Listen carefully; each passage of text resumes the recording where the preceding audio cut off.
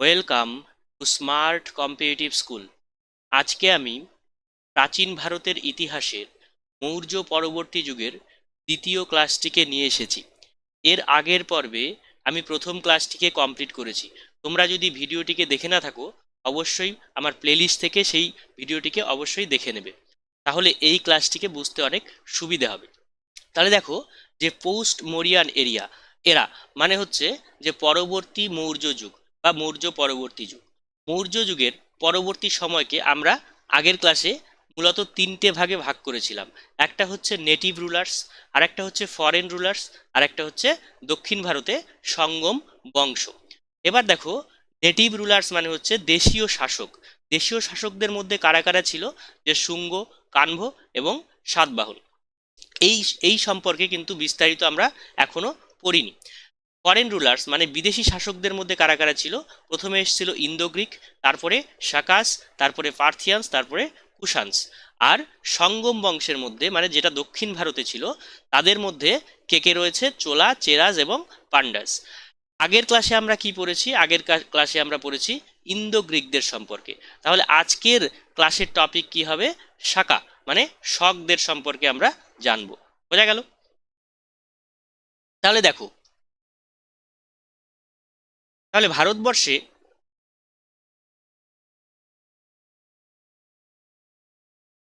ভারতবর্ষে যখন ইন্দো গ্রিকরা এসছিল, ইন্দো গ্রিকরা কিভাবে আসলো সেটা কিন্তু আমরা আগের ক্লাসেই জেনেছি। এবার দেখো, যখন ইন্দো গ্রিক আসার পরে পরবর্তী শাসক আমরা কি বলছি? শাকাস, SAKAS বা শক। তাহলে তারা কি করলো? এই যে ইন্দো গ্রিক যারা ছিল তাদেরকে হটিয়ে দিয়ে শকদের শকদের আগমন হলো। তাহলে এই শক শাসকেরা ভারতবর্ষের কত দূর পর্যন্ত বিস্তৃত ছিল? এরা সাধারণত গ্রিকেরা যত দূর পর্যন্ত বিস্তৃত লাভ করেছিল, তার থেকে কিন্তু এরা আরেকটু বেশি অঞ্চল পর্যন্ত ভারতবর্ষে বিস্তার লাভ করতে পেরেছিল। বোঝা গেছে? তাহলে এই যে শক রুলার বা শকরা, তারা ভারতবর্ষে বা ভারতবর্ষের একটু বাইরের দিকেও মানে আফগানিস্তান পর্যন্ত মোট 5টি অংশে বিভক্ত হয়ে তারা কিন্তু এসছিল। তাহলে সবার প্রথমে কোন অংশে তারা আসলো? সবার প্রথমে এই সাইডে আফগানিস্তানের অংশে। তাহলে তাদের মোট কটা অংশ বললাম? মোট 5টি ভাগে বিভক্ত হয়ে তারা কিন্তু ভারতবর্ষে এসছিল। তাহলে প্রথম অংশটা কোথায় ছিল? আফগানিস্তানের দিকে। তাহলে এটা হচ্ছে 1 নাম্বার পজিশন। ঠিক আছে। দ্বিতীয় পজিশনটা মানে দ্বিতীয় অংশটা কোথায় ছিল? দ্বিতীয় অংশটা ছিল পাঞ্জাব এবং তক্ষশিলা। পাঞ্জাব তক্ষশিলা কোথায় রয়েছে? এই ধরনের পজিশনে। ঠিক আছে। তাহলে এটা হচ্ছে তাদের দ্বিতীয় গ্রুপ, 2 নম্বর গ্রুপ। 3 নম্বর গ্রুপ কোথায়? 3 নম্বর গ্রুপ হচ্ছে তাদের তৃতীয় গ্রুপটা ছিল ভারতবর্ষের উত্তরপ্রদেশে। উত্তরপ্রদেশের কোথায়? মথুরাতে। বোঝা গেল? এটা হচ্ছে মথুরা। এই অংশে হচ্ছে 3 নম্বর। ঠিক আছে। আর 4 নম্বর কোথায়? 4 নম্বর হচ্ছে ভারতবর্ষের পশ্চিম অংশ, মানে গুজরাট থেকে শুরু করে রাজস্থান। ঠিক আছে। এই অংশেও কিন্তু শকেরা বিস্তার লাভ করেছিল। আর পঞ্চম অংশ কোথায়? পঞ্চম অংশ হচ্ছে, এটা হচ্ছে 4 নম্বর। আর পঞ্চম অংশ হচ্ছে আপার ডেকান। মানে ডেকান কাকে বলছি? দক্ষিণাত্য। এই পোর্শনটাকে আমরা দক্ষিণাত্য বলছি। তার ওপরের অংশ মানে এই ধরো এই রকম পজিশনে। তাহলে এই 5টি অংশে বিভক্ত হয়ে শকরা কিন্তু ভারতবর্ষে রাজত্ব করেছে। এটা রাজত্ব বললে ভুল হবে, তারা কিন্তু মানে খুব যে বেশি মারামারি রাহাজানি এই ধরনের ঘটনা ঘটিয়েছিল এমনটা কিন্তু নয়। ঠিক আছে। তাহলে এই 5টা অংশে তারা বিভক্ত হলো। বোঝা গেছে? তাহলে এবার দেখো, যে শকরা যখন ভারতবর্ষে প্রবেশ করলো, তাহলে ভারতবর্ষে যখন প্রবেশ করবে বা যে কোনো দেশে যখন প্রবেশ করবে, তাহলে সেখানে তারা কি বাধাগ্রস্ত হয়েছিল? মানে ভারতীয় শাসকদের দ্বারা বাধাগ্রস্ত হতে পারে, আবার নাও হতে পারে। এবার প্রশ্ন হচ্ছে, তাহলে তারা কি বাধাগ্রস্ত হয়েছিল? আগের ক্লাসেই আমরা আলোচনা করেছিলাম ভারতবর্ষের কিন্তু যে সেরকম শাসক মানে শক্তিশালী শাসক কিন্তু ছিল না। ঠিক আছে, মৌর্য পরবর্তী যুগে। তাহলে স্বাভাবিকভাবেই এর যে বাধা বাধা বিপত্তি সেটা কিন্তু খুব বেশি ছিল না। ঠিক আছে। তার মানে খুব সন্তর্পণে, খুব সিম্পলভাবে তারা কিন্তু ভারতবর্ষে প্রবেশ করেছিল। এবার দেখো, তার মধ্যেও একটা কিন্তু রয়েছে। কিন্তুটা কি? যে সমস্ত জায়গায় খুব অনায়াসেই তারা ভারতবর্ষে আক্রমণ করেছিল, কিন্তু একটা জায়গাটা কোথায়? সেই জায়গাটা হচ্ছে উজ্জয়িনী। উজ্জয়িনী কোথায় রয়েছে? মধ্যপ্রদেশে। সেখানে একজন রাজা ছিলেন। রাজার নাম কি? রাজার নাম হচ্ছে বিক্রমাদিত্য। বিক্রমাদিত্য। এই বিক্রমাদিত্য কত সালে? 57 থেকে 58 বিসি। 58 বিসি। এই সালের মধ্যে তারা শকরা যখন এই জায়গায় উত্তরপ্রদেশ মধ্যপ্রদেশের উজ্জয়ন নামক স্থানে এসছিল, তখন বিক্রমাদিত্য বলে একজন রাজা ছিলেন। তার কাছে কিন্তু প্রবলভাবে এই শকরা বাধাগ্রস্ত হয়েছিলেন। মানে টোটাল সমস্ত জায়গাতেই তারা বিনা বাধায় প্রায় প্রবেশ করতে পেরেছিল, কিন্তু এই জায়গায় তারা কিন্তু প্রবল বাধার সম্মুখীন হয়। বোঝা গেছে? এবং তিনি, এই যে বিক্রমাদিত্য, তিনি খুব মানে প্রতাপশালী বা প্রভাবশালী রাজা বলে সেই সময় থেকে বিবেচিত হতে শুরু করলেন। বোঝা গেছে কিনা? এবং পরবর্তীতে তিনি এতটাই বিখ্যাত হয়ে গেলেন, পরবর্তীতে যে ভারতবর্ষে বিভিন্ন রাজাগণ বা শাসকগণের আবির্ভাব হয়েছে, তাদের মধ্যে 14 জন রাজা এই বিক্রমাদিত্য উপাধিকে গ্রহণ করেছিলেন। ঠিক আছে? বিক্রমাদিত্য উপাধিকে গ্রহণ করেছিলেন। বোঝা গেছে কিনা? তাহলে এটা হলো একটা। এবং তার সাথে এই সাল থেকে মানে 57 থেকে 58 বিসিতে ইনার নাম অনুসারে একটা ক্যালেন্ডারের জন্ম হয়। সেই ক্যালেন্ডারটা কি? সেই ক্যালেন্ডারটা হচ্ছে বিক্রম সম্বত ক্যালেন্ডার। ঠিক আছে? বিক্রম সম্বত এরা বা বিক্রম সম্বত ক্যালেন্ডার, এই ক্যালেন্ডারের কিন্তু আবির্ভাব হয়। ঠিক আছে? তাহলে বোঝা গেল এই বিক্রমাদিত্য কতটা বিখ্যাত ছিলেন। বোঝা গেছে? এবার দেখো, এবার দেখো, এই যে শক রাজারা ভারতবর্ষে আসলো, তাহলে শক রাজার কতগুলো শক রাজা ছিল? শক রাজা অনেকগুলোই ছিল, যাদের মধ্যে সবগুলো তোমাদেরকে কিন্তু পড়তে হবে না। তার মধ্যে খুব ইম্পর্টেন্ট একজনের নাম রয়েছে, সেই নামটা তোমাদেরকে জানতে হবে। সেই নামটা হলো রুদ্রদামন 1। রুদ্রদামন 1 ইনি হচ্ছেন উল্লেখযোগ্য একজন শক রাজার মধ্যে পড়েন। এবার কেন পড়ছেন? তার কারণ তার সময়ে কিছু উল্লেখযোগ্য ঘটনা ঘটেছিল। 2-3টে উল্লেখযোগ্য ঘটনা ঘটেছিল, যেটা সম্পর্কে আমাদেরকে জানতে হবে। তাহলে উল্লেখযোগ্য ঘটনা কি? তাহলে তিনি কোন অংশে রাজত্ব করছিলেন সেটা একটু জানতে হবে। সেটা হচ্ছে সিন্ধ এবং গুজরাট। সিন্ধ এবং গুজরাট এবং ভারতবর্ষের পশ্চিম অংশে, মানে এই অংশে তিনি কিন্তু রাজত্ব করছিলেন। বোঝা গেছে? তাহলে বিখ্যাত কেন হলেন?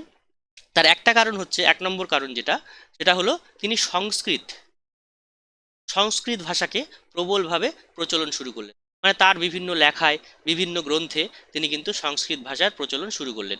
কিন্তু তার আগে কি ছিল? তার আগে ছিল প্রাকৃত প্রাকৃত ভাষার প্রচলন। বোঝা গেল? তাহলে সংস্কৃত ভাষাটাকে তিনি তার নিজস্ব ভাষায় পরিণত করলেন, সেই কারণে তিনি বিখ্যাত হলেন। বোঝা গেল?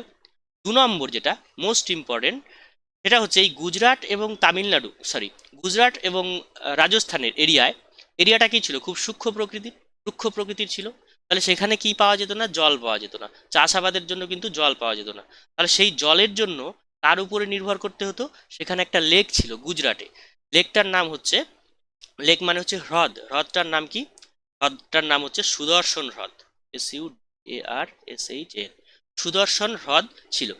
সেই হ্রদটাকে তিনি কিন্তু কি করেছিলেন? পুনর্নির্মাণ করেছিলেন। মানে সেখানকার জল শুকিয়ে যাচ্ছিল বা বিভিন্ন কারণে সেটা ক্ষতিগ্রস্ত হচ্ছিল। কিন্তু এই রুদ্রদামন 1 এসে কি করলেন? এই যে হ্রদটা, সেটাকে পুনর্নির্মাণ করলেন। এবং গোটা বিস্তীর্ণ এরিয়ার যে জলের অভাব, সেই অভাবটাকে কিন্তু এই লেকের মাধ্যমে, মানে এই হ্রদের মাধ্যমে পূর্ণ হলো। ঠিক আছে? তাহলে এই কারণে কিন্তু তারা, মানে তিনি মূলত বিখ্যাত হয়েছিলেন এই দুটো কারণে। বোঝা গেছে? এবার দেখো, আমি যেটুকু বললাম সেটাই কিন্তু আমি আমার নোটে লিখে দিয়েছি। দেখো,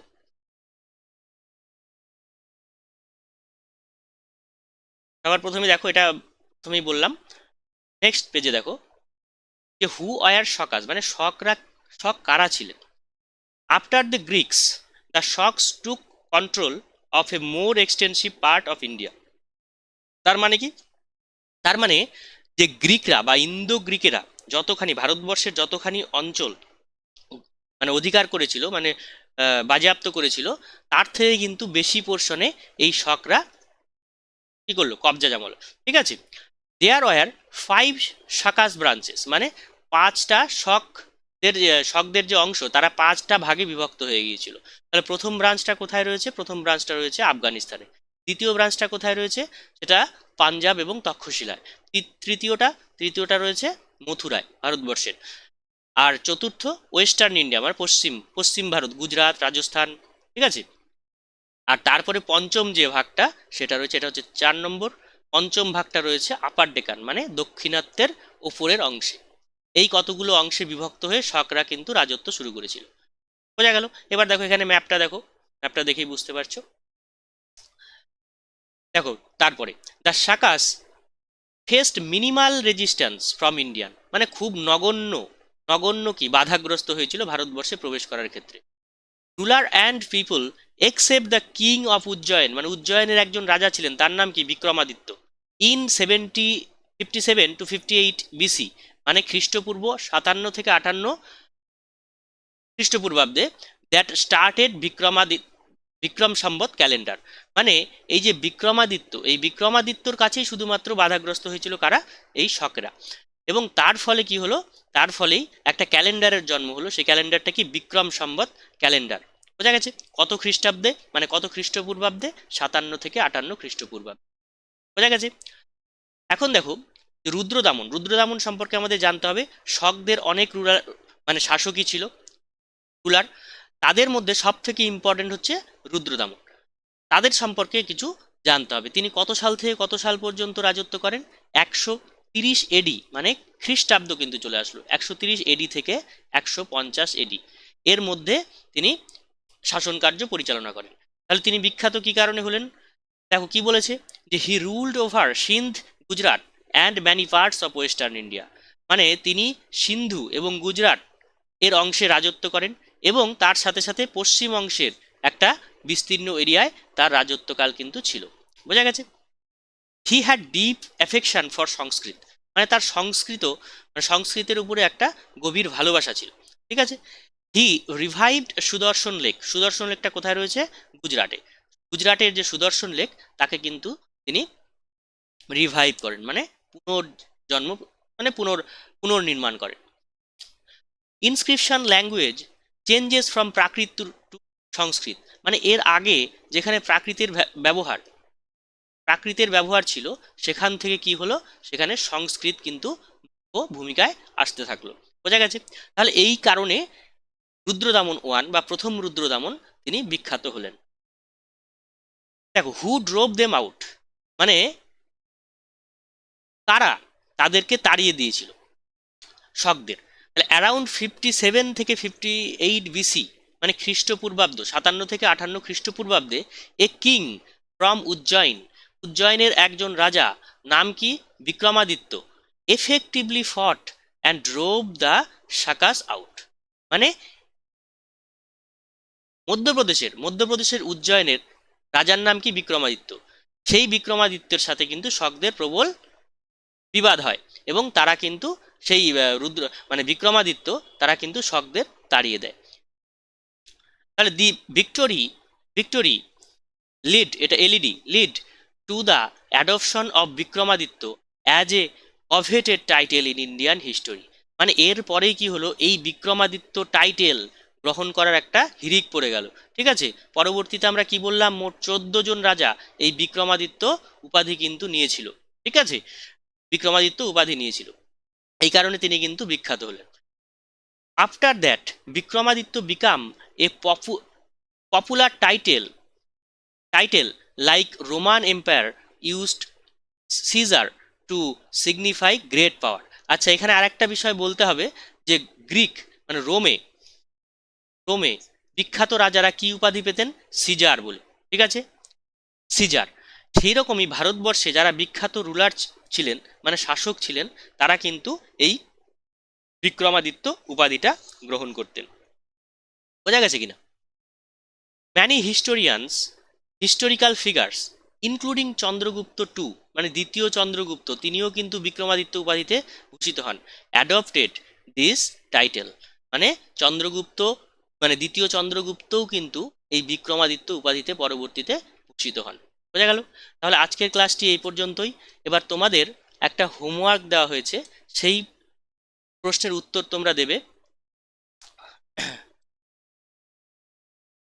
দেখো হোমওয়ার্কটি কি আছে, যে কত সাল নাগাদ গুপ্ত ক্যালেন্ডারের শুরু হয়।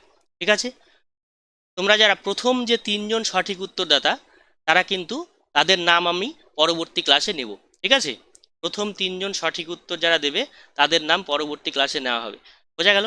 তো এই এই ক্লাসটি কিন্তু আমরা প্রথম ক্লাসে করেছি, মানে অন্যান্য ক্লাসে করেছি। ঠিক আছে, তোমরা যদি ক্লাসগুলোকে ফলো করে থাকো তাহলে এই কোশ্চেনের অ্যান্সার কিন্তু তোমরা দিতে পারবে। ঠিক আছে, তাহলে হলো। এবার তোমাদের যদি ভিডিওটি ভালো লাগে অবশ্যই লাইক, শেয়ার এবং সাবস্ক্রাইব করবে। Thank you.